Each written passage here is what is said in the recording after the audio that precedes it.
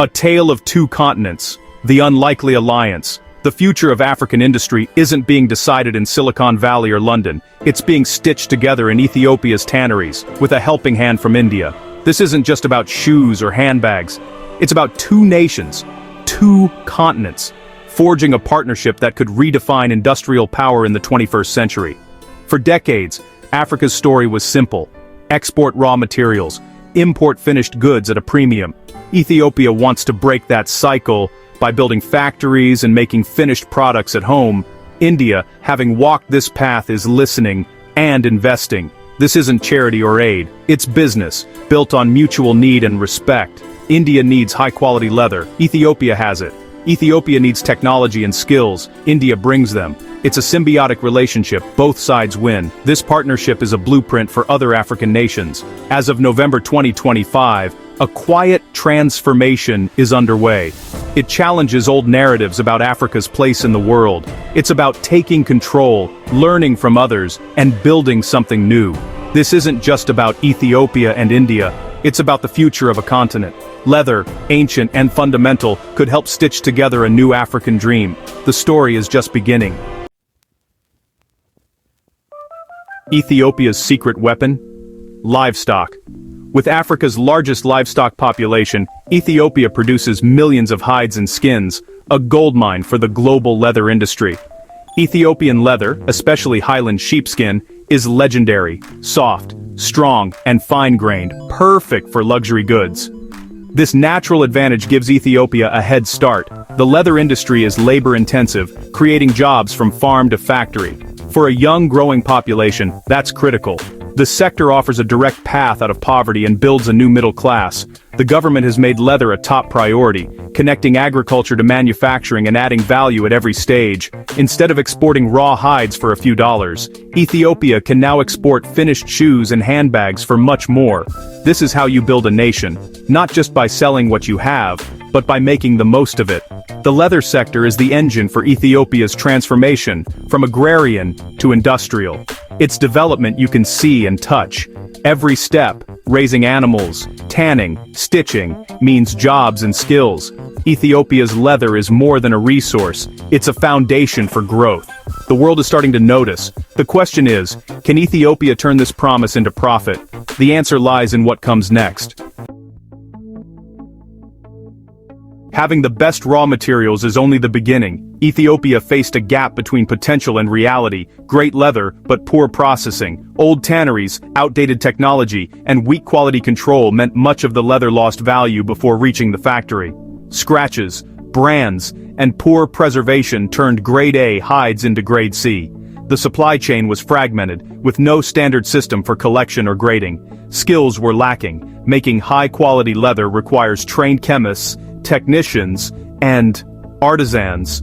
Even with new machines, there weren't enough skilled workers to run them. Environmental standards posed another hurdle. Traditional tanning methods polluted water and produced waste. As global brands demanded greener practices, Ethiopia's old tanneries were left behind.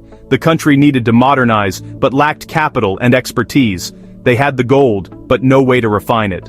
The challenge: how to turn raw potential into real profit. The answer would come from an unexpected partner. Enter India. The alliance was about to change everything.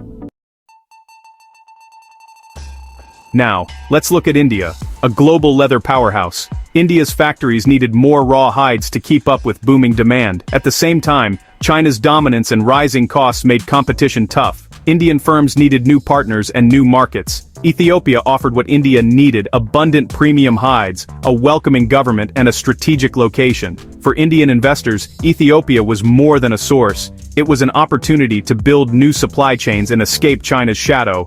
By investing in Ethiopia, Indian companies secured steady supplies and could set up manufacturing units, benefiting from lower costs and trade deals.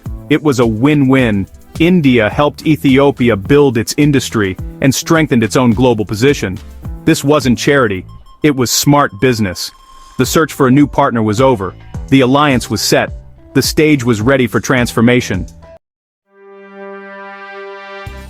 How does this partnership work? It's built on three pillars: investment, training, and technology. Indian companies invested hundreds of millions, building modern, eco-friendly factories in Ethiopia. These facilities meet strict international standards and power the transformation. Training is key. Indian experts work side by side with Ethiopians, sharing decades of know-how. Partnerships with local institutes ensure the next generation has the right skills. Technology transfer is the third pillar. New factories are filled with efficient modern machinery. Indian firms help reorganize the supply chain, improving animal husbandry and hide preservation. The result, a complete industrial ecosystem, from farm to finished product. Money builds infrastructure, training builds skills, technology builds quality. Indian companies aren't just extracting, they're co-creating an industry. Ethiopia is moving up the value chain, from raw supplier to world-class manufacturer. This is what a true partnership looks like. The impact is already visible. The transformation isn't instant. Challenges remain. Quality and consistency of hides is still an issue. Changing habits across millions of farmers takes time and education.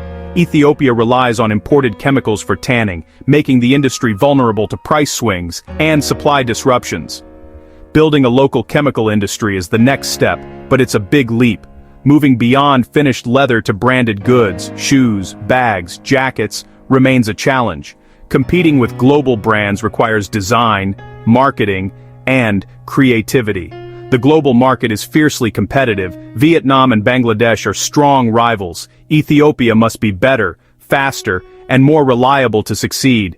India's experience is crucial, guiding Ethiopia through pitfalls and strategic decisions. The road is long, but the partnership is strong. The journey is just beginning. The world is watching.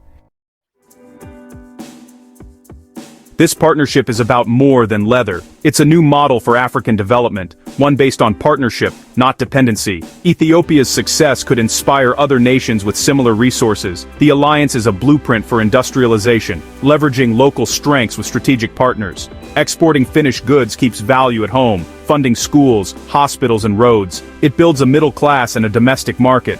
This is the virtuous cycle of development.